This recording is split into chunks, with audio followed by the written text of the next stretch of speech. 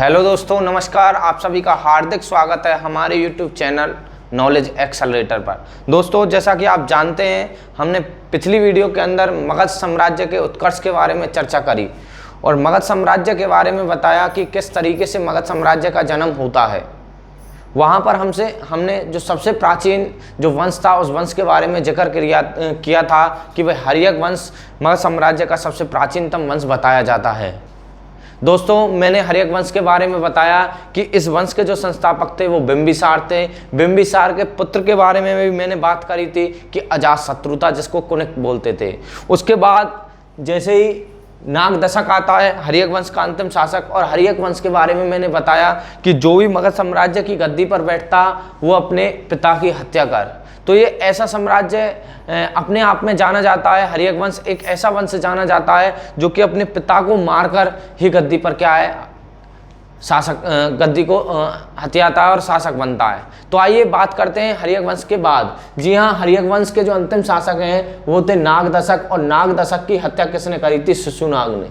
जी हाँ, नाग दशक की हत्या करते हैं कौन? शिशुनाग। और शिशुनाग ने 412 ईसा पूर्व के अंदर नाग दशक की क्या कर दी थी? हत्या कर दी थी। और जब नाग दशक की हत्या करी तो वह शासक बनता है और एक अन्य शिशुनाग वंश की क्या करता है? स्थापना करता है। तो ध्यान रखनी है आपको, किसके बाद हर्यक वंश के बाद कौन सा किस वंश की स्थापना होती है? तो वो होता है शिशुनाग वंश की। और ध्यान करना, शिशुनाग वंश के पहले शासक कौन होते हैं? शिशुनाग होते हैं। जैसा कि आपको मैंने बताया कि भाई जो हर्यक वंश है उस समय मगध साम्राज्य की जो राजधानी थी वो पाटलिपुत्र थी। जी हाँ, क्या थी? पाटलिपुत्र। लेकिन जो शिशुनाग जी हैं, इन्होंने पाटलिपुत्र से राजधानी को क्या करा? वैशाली। तो ध्यान करनी अपने आप में इंपॉर्टेंट चीज़ है कि भाई पाटलिपुत्र शिशुनाग वंश के अंदर जो राजधानी थी वो पाटलिपुत्र से कहाँ चली गई? वो चली गई वैशाली।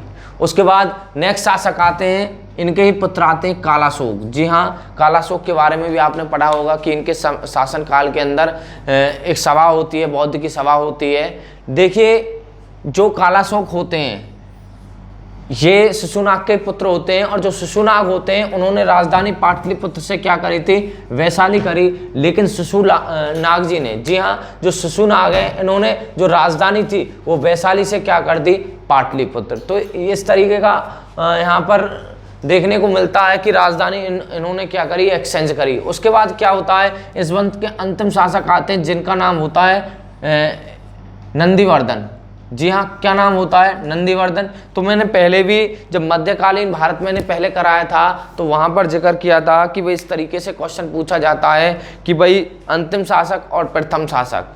मैंने वहाँ पर भी आपको बताया कि जो सबसे शक्तिशाली शासक होता है उसका ही इतिहास में ज़्यादा जिक्र किया गया है। बाकी जो मध्य के शासक होते हैं उनके बारे में जिक्र नहीं किया गया है। या तो अंतिम शासक पूछते हैं या लास्ट शासक पूछते हैं, या जिसने कोई विशाल या अच्छा कार्य किया है उसको जाना जाता है। तो ध्यान करना है। तो क्या ध्यान करना है? शिशुनाग वंश के अंतिम शासक होते हैं नंदीवर्धन, और नंदीवर्धन अंतिम शासक होते हैं। और इस वंश के, ध्यान करना, इस वंश के एक शासक आते हैं महापद्मानंद। जी हाँ, जो नंदीवर्धन है इनकी हत्या कौन करते हैं? महापद्मानंद करते हैं। और किस वंश की स्थापना करते हैं? नंद वंश की। तो अब तक आपने 3 वंश देखे, पहला हर्यक वंश, उसके बाद शिशुनाग वंश, शिशुनाग वंश के बाद कौन आता है? नंद वंश। और नंद वंश के जो नंद वंश की जो स्थापना करी थी वो किसने करी थी? महापद्मानंद ने करी थी। दोस्तों, जो नंद वंश है इसके अंतिम शासक होते हैं घनानंद। क्या होते हैं? घनानंद। और इस समय भारत पर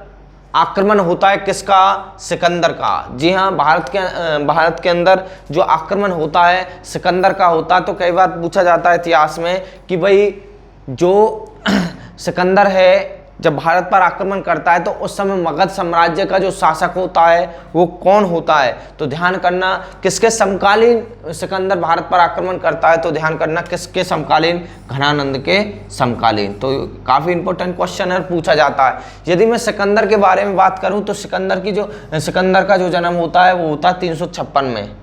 कब होता है दोस्तों? 356। सभी को पता है, राष्ट्रपति आपातकाल 356 ऐसे आप ध्यान कर सकते हो। वैसे तो 352 356 और 360 जो कि राष्ट्रपति आपातकालीन से संबंध है आर्टिकल हैं। तो जो दूसरा आर्टिकल है उससे आप ध्यान कर सकते हो भाई, उसी आर्टिकल के इर्द गिर्द क्या है, सेम 356 ईसा पूर्व के अंदर किसका, सिकंदर का क्या हो जाता है, जन्म होता है। जी हाँ, और इनके पिता का नाम क्या होता है, फिलिप। क्या नाम होता है, फिलिप होता है। और 369 ईस्वी को ये मकदूनिया के क्या होते हैं, शासक होते हैं। और 329 को इनकी क्या हो जाती है, हत्या हो जाती है। तो इस तरीके से आपने देखा कि भाई सिकंदर के पिता का नाम क्या होता है, फिलिप होता है। फिलिप कहाँ का शासक होता है, मकदूनिया का शासक होता है। मकदूनिया का कब शासक बनता है, ये सारी चीज़ देखी आपने। तो जो सिकंदर है, इनके जो गुरु होते हैं वो कौन होते हैं, अरस्तु। जी हाँ, सिकंदर के गुरु कई बार पूछे जाते हैं कि भाई सिकंदर के गुरु कौन थे, तो सिकंदर के गुरु आपके कौन थे, आपके अरस्तु थे। और पूछा जाता है कि भाई इन्होंने भारत विजय का जो अभियान है कब आरंभ किया था, तो भारत विजय का अभियान 326 ईस्वी में इन्होंने आरंभ किया था। और इनके साथ 2 सेनापति थे, एक जल सेनापति और एक थल सेनापति। तो पूछे जाते हैं सेल्यूकस निकेटर, जी हाँ, इनके थल सेनापति थे। और दूसरे पूछे जाते हैं, तो दूसरे कौन है, निरियाकस। जी हाँ, निरियाकस क्या थे, निरियाकस जो निरियाकस जी थे वो क्या थे, वो जल सेनापति थे। और वैसे भी आप पता है कि भाई ये जो भारत का, जी हाँ, जो भारत का पाकिस्तान वाला साइड है, वहाँ से भारत के अंदर एंट्री करते हैं, उधर से ही आते हैं। और किसके साथ, सेल्यूकस निकेटस के साथ। और जब भारत से जाते हैं तो किस मार्ग से जाते हैं, तो ये जाते हैं जल मार्ग से। तो ध्यान रखनी है, जल जो सेनापति था वो कौन था, निरियाकस था। उसके बाद देखिए ये पोरस का युद्ध लड़ते हैं, जिस युद्ध को हाइडोस्पीज के युद्ध के नाम से जाना जाता है। सॉरी, यहाँ पर मैंने पोरस राजा है। जी हाँ, पूछा जाता है कि भाई हाइडोस्पीज का युद्ध किस किस के बीच में होता है, तो सिकंदर और राजा पोरस के बीच होता है। कहाँ पर, हाइडोस्पीज जो कि झेलम नदी, और झेलम नदी का जो धर्म ग्रंथों में जो नाम है वो क्या है, वितस्ता। तो कई क्वेश्चन बनते हैं। पहला क्वेश्चन, हाइडोस्पीज का युद्ध किस किस के बीच, सिकंदर और पोरस के बीच। और किस नदी पर, झेलम नदी पर।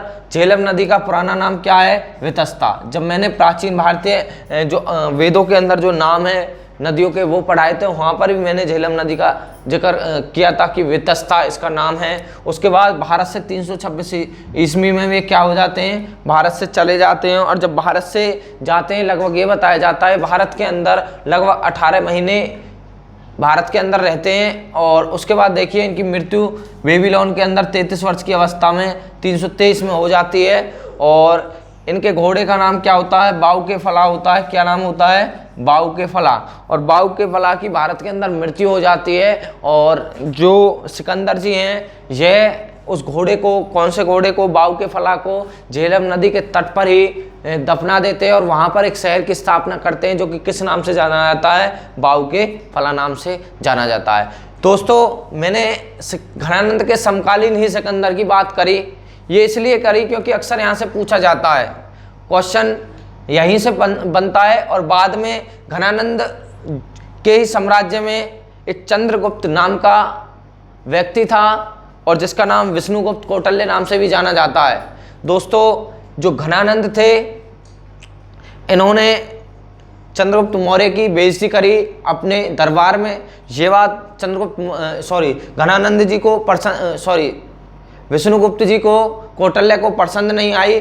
उन्होंने अपना एक शिष्य बनाया जिसका नाम क्या था, चंद्रगुप्त। जी हाँ, उस चंद्रगुप्त को तैयार किया।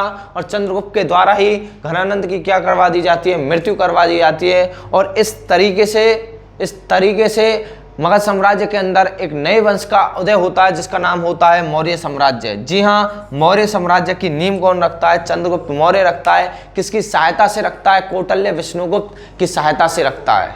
दोस्तों, जो मौर्य वंश की स्थापना है, जो चंद्रगुप्त मौर्य है, ये शासक बनता है, कब बनता है, 321 में ये शासक बनता है मगध साम्राज्य का। और इसके बारे में कई टिप्पणी की गई है इतिहास के अंदर। और इनका जो जन्म है वो 345 में होता है। इसके बारे में जो इतिहासकारों ने टिप्पणी की गई है वो काफ़ी देखने लायक है। जैसे कि जस्टिन जो इतिहासकार था, उसने चंद्रगुप्त मौर्य को क्या नाम बताया था, सेंड्रोकोटस। जी हाँ, सेंड्रोकोटस किसका नाम है, कई बार पूछा जाता है, तो ये चंद्रगुप्त का नाम है। उसके बाद जो जस्टिन था, इसने मौर्य साम्राज्य की, जो चंद्रगुप्त मौर्य था, इसकी जो सेना थी उसको क्या नाम दिया? डाकुओं की सेना इसको नाम दिया। तो ध्यान करना, काफी इंपॉर्टेंट है। एक तो सौंडरक्वार्टस नाम बताया किसका? चंद्रगुप्त मौर्य का, और डाकुओं की सेना का नाम दिया इसने। उसके बाद विशाखदत्त, जी हाँ, कई बार पूछा जाता है कि भाई विशाखदत्त की कौन सी पुस्तक है? तो मुद्रा राक्षस किसकी पुस्तक है? तो ये किसकी है? विशाखदत्त की। और विशाखदत्त ने जो चंद्रगुप्त मौर्य है उनका एक नाम बताया, विरशल। जी हाँ, जो कि नीची जात से, नीचे कुल से जिनका संबंध होता है। तो कई बार ये भी बताया जाता है कि चंद्रगुप्त का जो संबंध है वो निम्न जाति से अपना संबंध रखता था। तो दोस्तों आज के लिए इतना ही, मिलते हैं चंद्रगुप्त के साथ एक नई वीडियो के अंदर। धन्यवाद।